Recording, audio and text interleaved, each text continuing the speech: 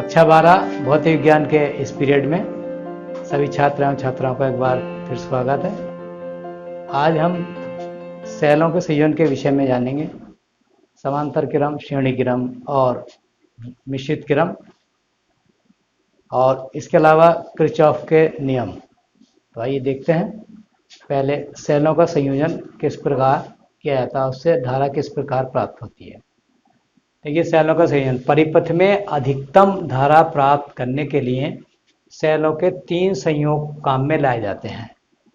माना प्रत्येक सेल का विद्युद्वाहक बल E, आंतरिक प्रतिरोध R तथा बाह्य प्रतिरोध कैपिटल R। आंतरिक प्रतिरोध स्मॉल r और बाह्य प्रतिरोध कैपिटल R है।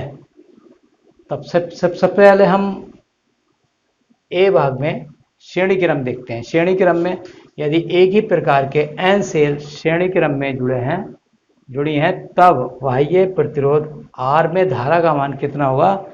I बराबर NE upon capital R plus small n small r। यहाँ NR का मान R से बहुत अधिक नहीं होना चाहिए। अगर R से ज़्यादा अधिक हो जाएगा तो क्या नाम है, धारा का मान जो है कितना हो जाएगा? कम हो जाएगा। बी, समांतर क्रम में यदि n सेल समांतर क्रम में जुड़ी हैं तो परिपथ में धारा का मान I बराबर E बटे R plus capital R plus small r बटे स्मॉल n। जब इसको हम हल करते हैं तो I इज इक्वल टू हो जाएगा n capital R plus small r। यहाँ पर NR का मान R से बहुत अधिक नहीं होना चाहिए। यहाँ पर भी NR का मान n यानी n कैपिटल R का मान और स्मॉल r से अधिक नहीं होना चाहिए। अब तीसरा क्रम जो है वो मिश्रित क्रम है, जिसमें समांतर क्रम भी होगा और श्रेणी क्रम भी होगा। यदि प्रत्येक पंक्ति में n सेल श्रेणी क्रमबद्ध हो तथा ऐसी m पंक्तियां हों जो समांतर क्रम में जुड़ी हैं, तो बाह्य प्रतिरोध R में धारा का मान I बराबर NE बटे capital R plus small nr upon m। अब क्या होगा? यहाँ R is equal to NR बटे m हो तो परिपथ में महत्तम धारा का मान प्राप्त होगा। यानी I मैक्सिमम कितनी हो जाएगी? इसका मान अगर ये R रख दें 2R हो जाएगा। यहाँ पर हम NR अपान m की जगह R लगा दें तो ये एक आ रही है तो NE बटे 2R हो जाएगा। अब अगला टॉपिक हमारा क्या है? इसमें किरचॉफ के नियम।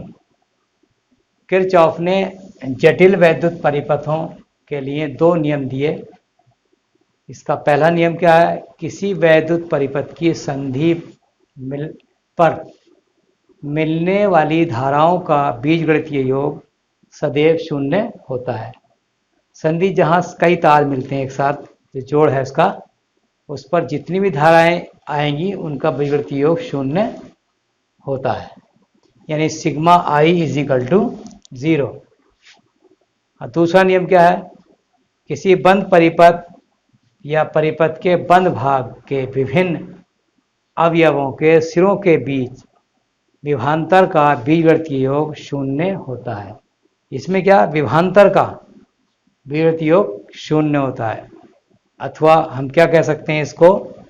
किसी बंद परिपथ के विभिन्न खंडों में बहने वाली धारा और उनके संगत प्रतिरोधों के गुणनफल का बीजगणितीय योग उस बंद परिपथ में लगने वाले विद्युत वाहक बलों के बीजगणितीय योग के बराबर होता है।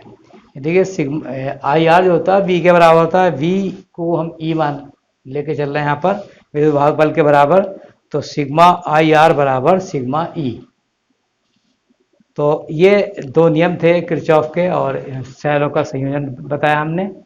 तो आज के पीरियड में बस इतना ही। कल फिर कुछ और नए टॉपिक के साथ उपस्थित होंगे। Thank you.